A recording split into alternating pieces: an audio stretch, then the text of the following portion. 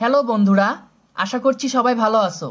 আজকে আমাদের আলোচনার বিষয় কিভাবে জটিল সংখ্যার বর্গমূল ক্যালকুলেটরের সাহায্যে নির্ণয় করতে হয়। তো চলো শুরু করা যাক।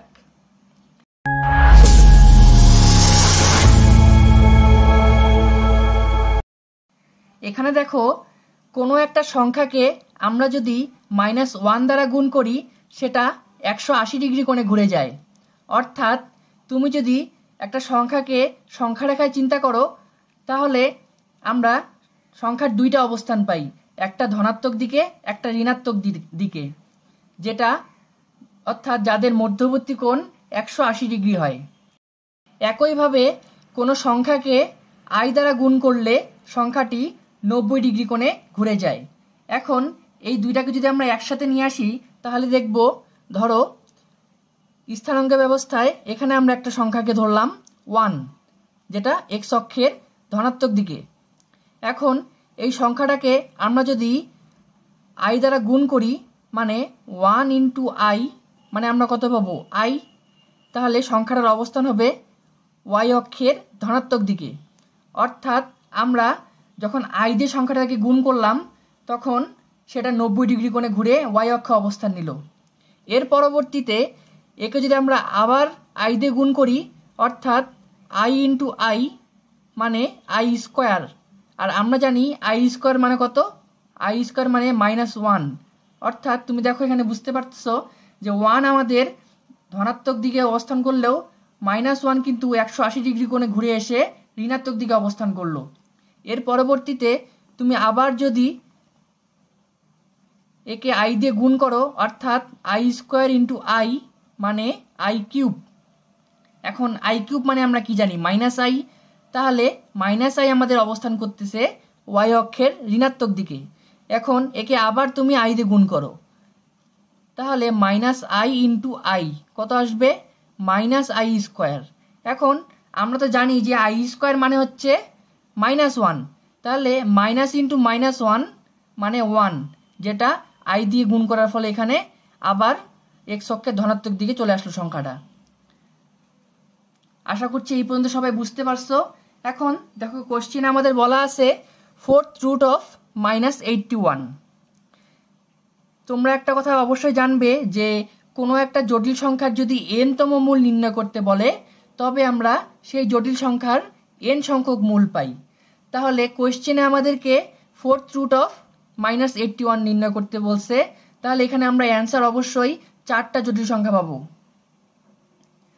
তো এটা করার ক্ষেত্রে আমাদেরকে প্রথমে রুটের ভিতরে যে সংখ্যাটা থাকবে এটার মডুলাস এবং আর্গুমেন্ট নির্ণয় করতে হবে।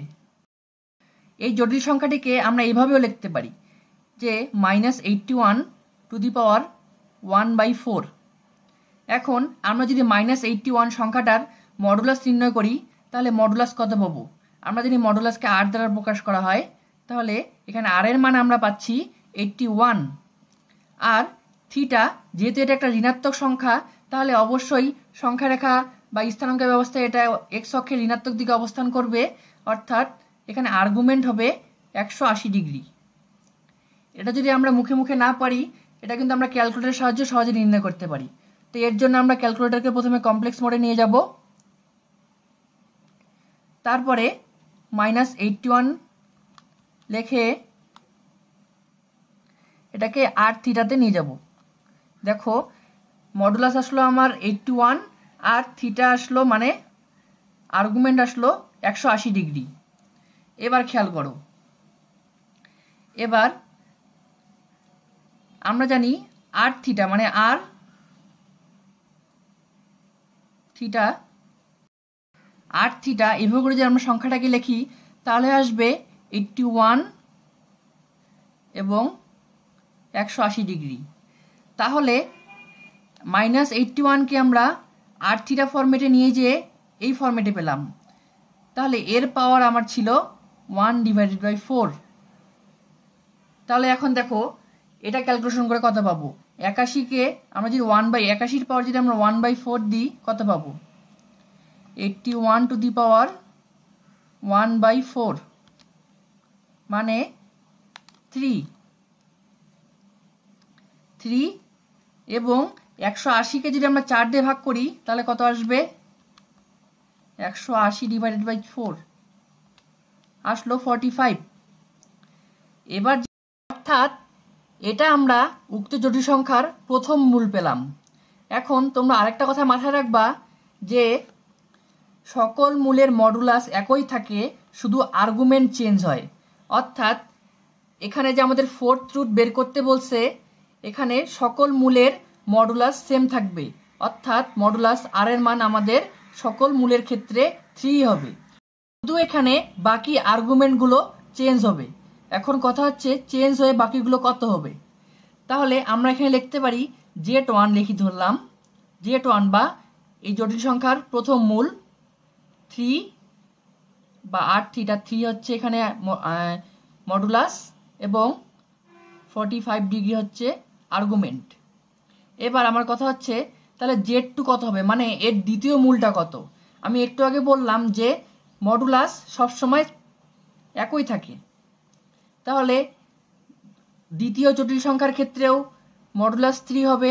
এখন আর্গুমেন্ট কত হবে? আর্গুমেন্ট হবে আমাদেরকে যততম মূল নির্ণয় করতে বলবে আমরা 360 ডিগ্রিকে তত দিয়ে ভাগ করব, কারণ জটিল সংখ্যাগুলো আলগা-চিত্রে সমভাবে বিস্তার করে থাকে। তাহলে আমরা যদি 360কে 4 দিয়ে ভাগ করি তাহলে পাচ্ছি এখানে 90 ডিগ্রি করে। তাহলে এর পরবর্তী মূলগুলো 90 ডিগ্রি করে বৃদ্ধি পাবে। তাহলে 45 যোগ 90 হিসাব করো, 135। তাহলে দ্বিতীয় জটিল সংখ্যার মডুলাস হলো 3, আর্গুমেন্ট হলো 135 ডিগ্রি। এভাবে Z3 এর মডুলাস হবে 3 এবং আর্গুমেন্ট কত হবে?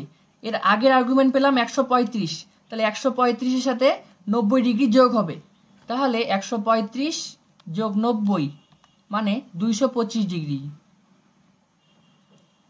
এবং এর চতুর্থ মূল হবে মডুলাস 3 এবং আর্গুমেন্ট 315 ডিগ্রি। এখন কথা হচ্ছে এটা তো আমরা R θ ফরম্যাটে পেলাম, এটাকে আমরা এবার a প্লাস IB আকারে নিয়ে যেতে হবে। এটার জন্য আমরা কি করব? এখানে দেখো প্রথম জটিল সংখ্যা আমাদের এসেছিল 3 মডুলাস এবং আর্গুমেন্ট 45, তো এটাকে আমরা টাইপ করব ক্যালকুলেটরে। প্রথমে কমপ্লেক্স মোডে নেওয়া আছে 3 মডুলাস এবং আর্গুমেন্ট, এর জন্য আমাদের এই যে এখানে কোণ চিহ্ন আনলাম, প্লাস প্লাস না মানে 45 ডিগ্রি। এবার আমরা যদি ইকুয়াল দিই তাহলে দেখো কি পাচ্ছি, 3√2/2 প্লাস 3√2/2i, অর্থাৎ প্রথম জটিল সংখ্যার মান হচ্ছে, আচ্ছা এটাকে আমরা 3/√2 কিন্তু লিখতে পারি। তাহলে 3/√2 প্লাস 3/√2i, তাহলে এটা আমাদের প্রথম মূল আসলো। এভাবে করে 2 নম্বরে কি আছে 3 মডুলাস এবং আর্গুমেন্ট 135 ডিগ্রি। এবার এটাকে যদি তুমি 45 থেকে চেঞ্জ করে 135 করো, দেখো এটা আমাদের দ্বিতীয় মূলটা চলে আসলো,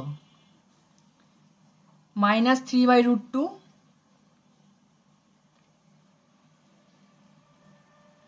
-3/√2 প্লাস 3/√2i। আর 3 নম্বরে কি আছে 225 ডিগ্রি কোণ, তো এটাকে আমরা চেঞ্জ করে আবার 225 করলাম, কি আসলো -3/√2 -3/√2i এবং চতুর্থ মূল আসবে থিটার জায়গায় আমরা বসাবো 315 ডিগ্রি। কি পেলাম 3/√2 -3/√2i। এভাবে আমরা খুব সহজেই ক্যালকুলেটরের সাহায্যে একটা জটিল সংখ্যার মূলগুলো নির্ণয় করতে পারি। এবার তোমরা নিজেরা একটা ট্রাই করে দেখতে পারো যে 6th রুট অফ -64। এটা তোমরা নিজেরা ট্রাই করে দেখবা। আজকের মতো এই পর্যন্তই, ধন্যবাদ।